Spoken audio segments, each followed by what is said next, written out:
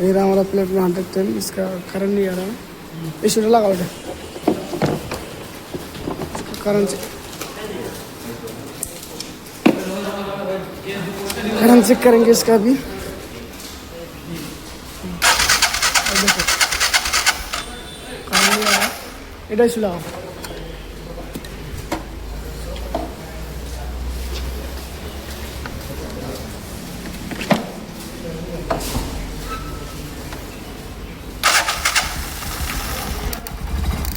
देख सकते हो करंट आ गया पूरा अच्छी तरह से। इसका गाड़ी का जो इशू था वो इशू ख़राब हो गया, इसलिए हमारे पास एक पुराना इशू था, इसको लगा के चेक किया, ये करंट आ गया।